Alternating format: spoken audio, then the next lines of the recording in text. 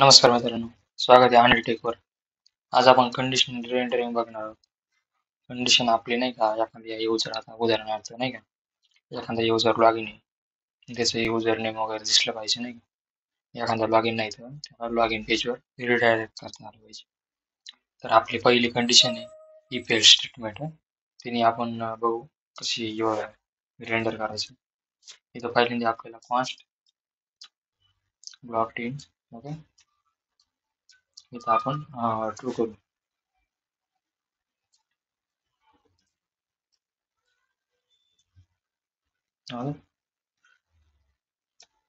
True केल्यानंतर आपल्याला EPL statement यायची पाहिजे.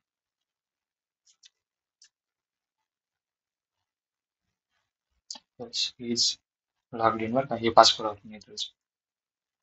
त्याच्यानंतर आपल्याला इथं एक कंडिशन द्यायची रिटर्न. त्यानंतर आपण इथं H1 घेऊ वेलकम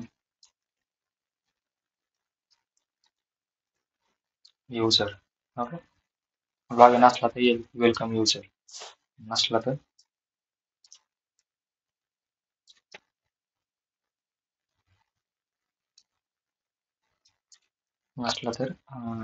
रिटर्न H1 नसलं तर please log in. Okay please log in. तर कशी वर्क करते बघू. आता हे ट्रू आहे नाही का.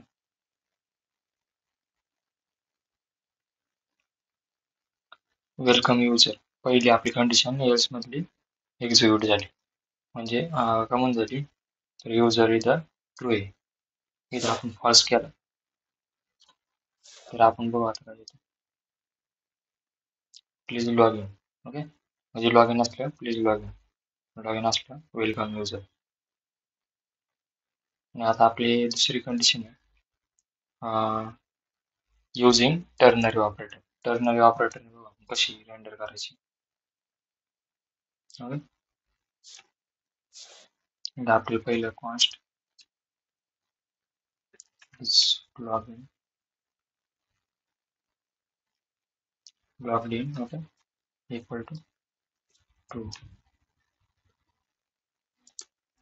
त्यानंतर आपल्याला इथं रिटर्न करावं लागेल. रिटर्न टर्नरी ऑपरेटर आपण JSX मध्ये वापरू शकतो.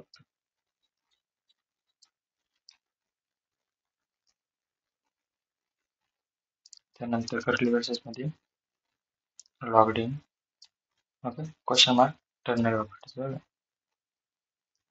H1 त्यानंतर वेलकम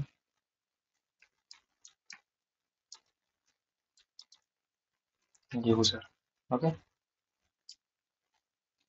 आणि इथं कोलन द्यायचा. नंतर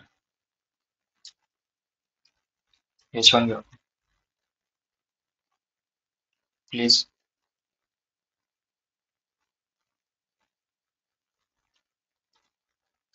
log in okay.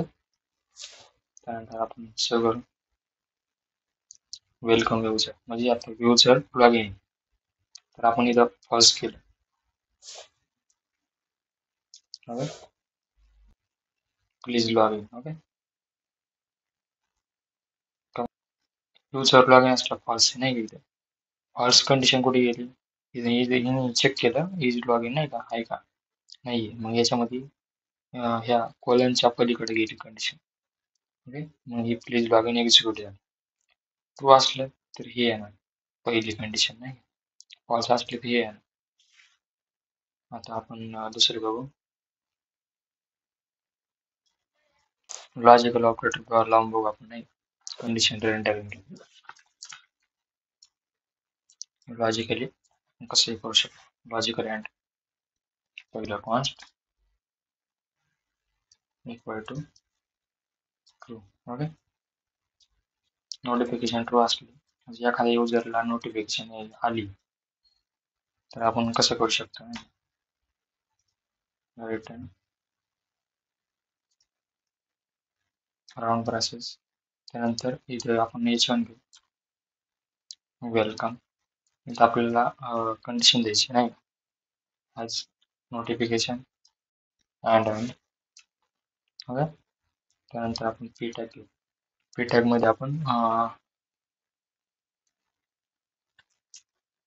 You have new notification okay फिजिशन्स एवढंच आहे. आता ट्रू आहे ना नोटिफिकेशन म्हणजे नोटिफिकेशन आहे युजरकडे. You have new notification okay welcome you have new notification. तर आपण इथं फॉल्स केलं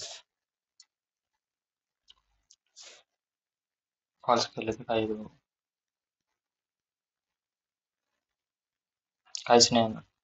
म्हणजे दुसरा पार्ट एक्झिक्यूट होत नाही. आपण दुसरा पार्ट दिलाच नाही खाली. याच्यानंतर फॉल्स होतो. फॉल्स झाल्यावर मग काहीच एक्झिक्यूट करीत नाही आणि आपल्याला ते सोपं जातं नाही का.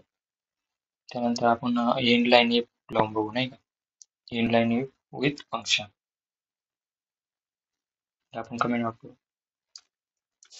त्यानंतर इथं const user equal to curly brackets मध्ये नेम अनिल देऊ आपण नाही.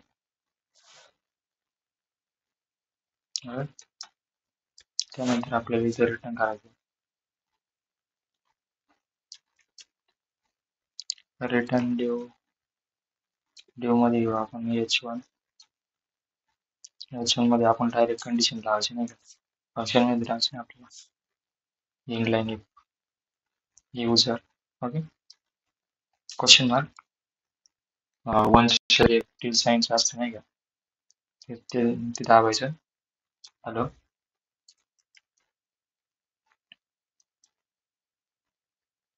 त्यानंतर आपलं dollar sign curly brackets user dot name okay.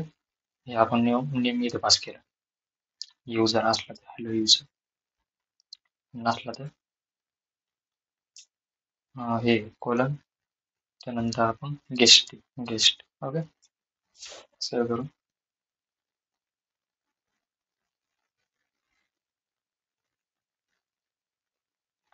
Hello आणि आलं म्हणजे आपण गेस्ट आहोत नाही का. युजर आहे आणि युजर नसेल तर गेस्ट नाही विदाउट फॉल्स करू.